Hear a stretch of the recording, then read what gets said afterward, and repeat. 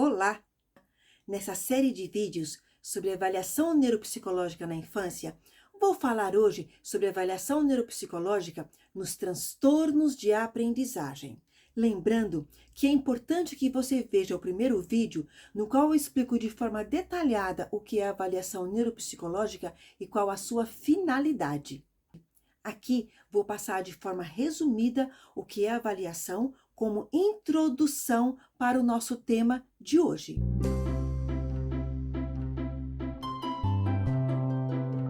De forma resumida e bem sucinta, a avaliação neuropsicológica, a partir do conhecimento de como funciona o sistema nervoso central, as funções cognitivas, o comportamento e as relações, as interconexões que podem ocorrer entre esses três fatores, busca avaliar as funções cognitivas, observando tanto os pontos mais frágeis quanto os pontos mais fortes apresentados pelo indivíduo, a sua história de vida desde o início da gestação, mais os fatores ambientais e hereditários, as dificuldades apresentadas e dessa forma buscar entender qual a causa das dificuldades apresentadas. E o que são os transtornos de aprendizagem? Os transtornos de aprendizagem fazem parte do grupo de transtornos do neurodesenvolvimento, o que significa que tem o seu início na infância e que estão associados a um prejuízo no funcionamento cerebral. Os transtornos de aprendizagem são mais conhecidos como dislexia, desortografia e descalculia. Eles se referem especificamente às dificuldades na aprendizagem da leitura, escrita e ou matemática. Por isso são chamados de transtornos específicos de aprendizagem. De acordo com os critérios diagnósticos, as dificuldades apresentadas na aprendizagem da leitura, da escrita e ou da matemática não podem ser decorrentes de deficiência intelectual ou de escolarização inadequada, de processo de escolarização inadequado, de falta de intervenção em relação às dificuldades apresentadas pela criança, ou ser decorrente de outro tipo de situação que possa explicar o porquê das dificuldades apresentadas. Isso porque nos transtornos específicos de aprendizagem existe um comprometimento em relação ao funcionamento das áreas cerebrais associadas ao desenvolvimento das habilidades de leitura, escrita e matemática. Diante disso, a avaliação neuropsicológica contribui para o diagnóstico ao fazer uma minuciosa investigação sobre a história de vida da criança, as dificuldades apresentadas, os fatores hereditários, como foi o processo de escolarização, quais intervenções já foram ou não realizadas, por exemplo, se foi realizado acompanhamento psicopedagógico, avaliação e intervenção fonoaudiológica, uma vez que existe uma dificuldade em relação às habilidades de consciência fonológica,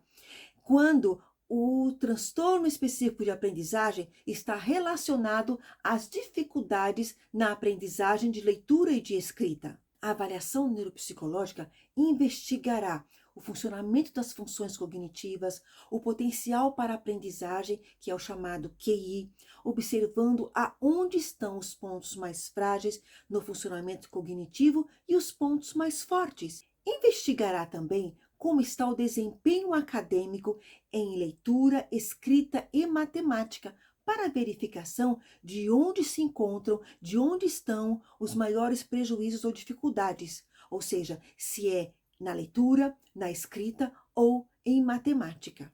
E com base na análise de todas essas informações, desenvolver um raciocínio clínico visando entender se as dificuldades de aprendizagem apresentadas são ou podem ser devido à presença de transtorno específico de aprendizagem ou não.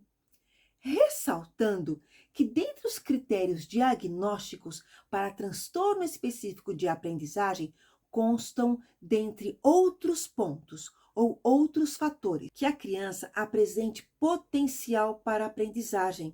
E dessa forma, as suas dificuldades de aprendizagem não sejam explicadas pela presença de um baixo potencial para a aprendizagem, um potencial reduzido para a aprendizagem. Um outro aspecto a ser considerado é que a criança tenha passado por processo de escolarização adequado, ou, caso isso não tenha ocorrido, tenham sido tomadas providências para compensar essa situação e proporcionar à criança uma estrutura de ensino adequada, que tenha passado por intervenções visando ajudá-la em suas dificuldades de aprendizagem na leitura, escrita ou na matemática, e que mesmo com essas intervenções, as dificuldades tenham persistido, ou seja, a criança continue apresentando dificuldades na aprendizagem da leitura, da escrita e ou da matemática. No caso de suspeita da presença do transtorno, é necessário que sejam realizadas intervenções visando ajudar a criança a superar suas dificuldades. Isso significa que em crianças de 6, 7, 8 anos, onde haja suspeita ou risco para transtorno específico de aprendizagem, é preciso que sejam feitas as intervenções necessárias, as intervenções adequadas, e que após essas intervenções a criança seja reavaliada e assim a hipótese de transtorno específico de aprendizagem seja de repente confirmada ou descartada. Dessa forma, o processo de intervenção, sendo realizado antes ou após a avaliação, deverá abranger uma equipe multidisciplinar de profissionais. Assim, a avaliação neuropsicológica fornecerá, no final, orientações quanto aos tipos de intervenções que devem ser proporcionadas à criança. Como sempre, lembrando que quanto mais cedo forem tomadas medidas preventivas e cuidados de intervenção precoce e de socorro a essa criança em relação às suas dificuldades de aprendizagem, mais possibilidade poderá haver de que os impactos no processo de aprendizagem sejam minimizados. Vamos então socorrer essas crianças e fazer o possível para ajudá-las? Por hoje ficamos por aqui. Não esqueça de se inscrever no canal, de dar o seu like para que o YouTube entenda e veja a importância desse vídeo e leve essa mensagem a outras pessoas. Tchau e até o próximo vídeo.